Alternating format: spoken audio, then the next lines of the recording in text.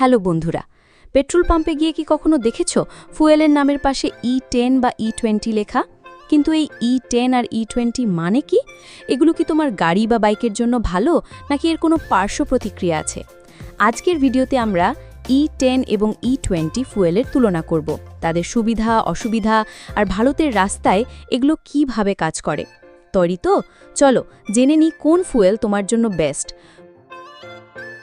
প্রথমে বুঝে নিই E10 আর E20 মানে কি।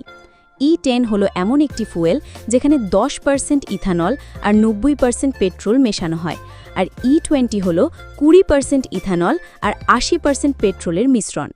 ইথানল হলো এক ধরনের অ্যালকোহল যা আখ, ভুট্টা বা অন্যান্য কৃষিজাত দ্রব্য থেকে তৈরি হয়। ভারতে এই ইথানল বেশিরভাগ আসে আখের মোলাসেস থেকে। কেন এই মিশ্রণ? কারণ ইথানল পেট্রোলের তুলনায় কম দূষণ করে আর এটি আমাদের আমদানি করা তেলের ওপর নির্ভরতা কমায়। ভারত 2022 সালে E10 ফুয়েল চালু করে আর 25 সালের মধ্যে E20 পুরো দেশে ছড়িয়ে দেওয়ার লক্ষ্য রেখেছে। চলো E10 আর E20 এর সুবিধাগুলো দেখি। প্রথমত, পরিবেশ। ইথানল পেট্রোলের তুলনায় পরিষ্কার জলে।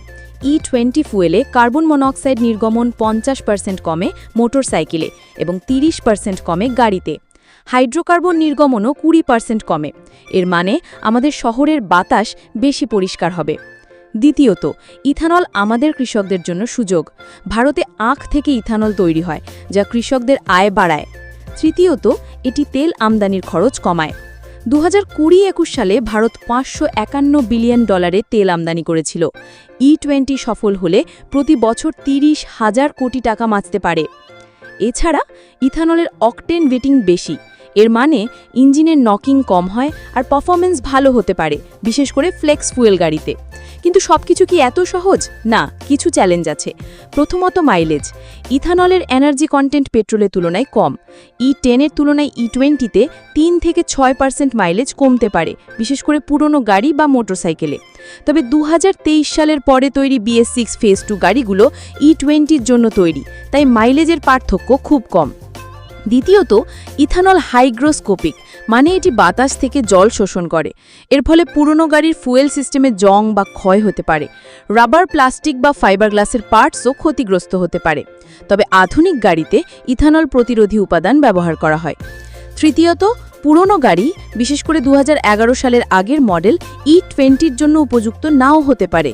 এক্ষেত্রে E10 বা পিওর পেট্রোল ব্যবহার করা ভালো। ফুয়েল সিস্টেম ক্লিনার ব্যবহার করলে E20-র ক্ষতিকর প্রভাব কমানো যায়। তাহলে E10 নাকি E20, কোনটি তোমার জন্য ভালো? যদি তোমার গাড়ি আধুনিক এবং E20-র জন্য তৈরি, তাহলে এটি পরিবেশের জন্য ভালো এবং দীর্ঘমেয়াদে খরচ কমাতে পারে। কিন্তু পুরনো গাড়ির জন্য E10 নিরাপদ। ভারতের E20 প্রোগ্রাম আমাদের পরিবেশকে পরিষ্কার করছে আর কৃষকদের সমর্থন করছে। তুমি কি মনে করো, E20 কি ভবিষ্যতের ফুয়েল, নাকি এর চ্যালেঞ্জগুলো বড় সমস্যা হবে? কমেন্টে জানাও।